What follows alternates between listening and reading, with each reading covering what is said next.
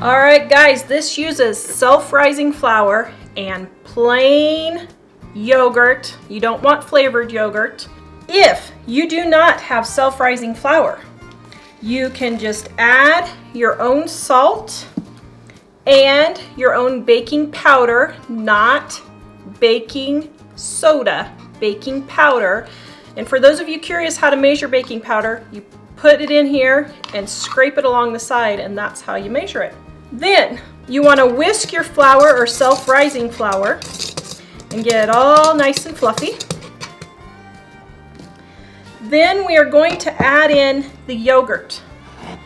Now, plain yogurt is thinner than Greek yogurt, so you will need less plain yogurt than you do Greek yogurt. The recipe is in the description below. I start with 1 cup of self-rising flour and 1 cup of plain yogurt, and I see how well the dough comes together. Now, that's still very dry, so I'm going to add a little bit more yogurt here. How this works is the yogurt activates the baking powder and helps it rise. So you don't need fat or anything else in your biscuits like you normally make. Okay, so can you see how really sticky? That's really sticky, and that's looks good.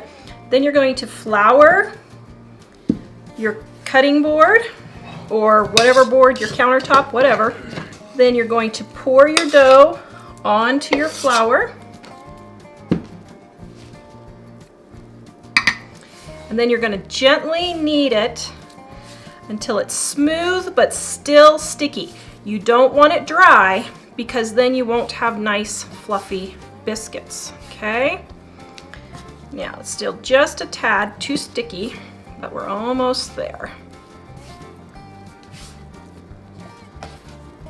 And you can tell if it's too sticky if it's still sticking to your hands. So did you see how that stuck to my hands? You want it to not stick to your hands, but still be pretty moist.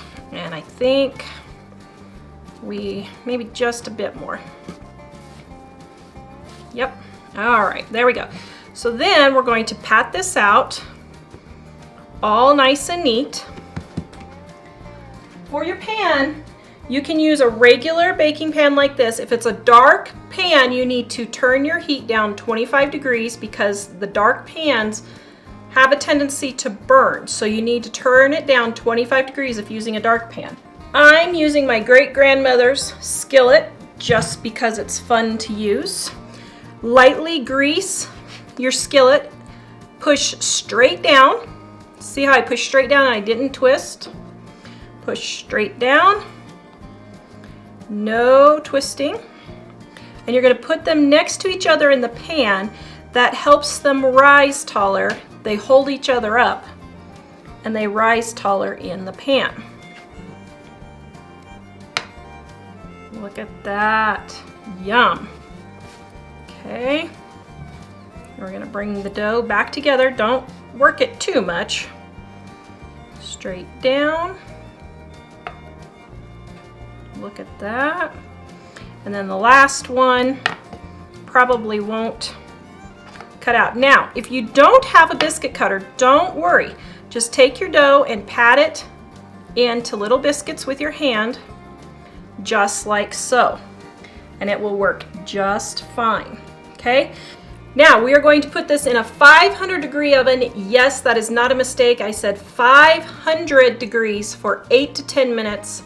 This recipe is brought to you by our Dining on a Dime cookbook. Quick and easy recipes to help you save money on your next trip to the grocery store. Visit us at livingonadime.com to get your copy today. There are your yummy, super fluffy, homemade 2-ingredient biscuits. Look at that yummy goodness right there. Ooh, hot, hot, hot. Then we're gonna put a nice blob of butter.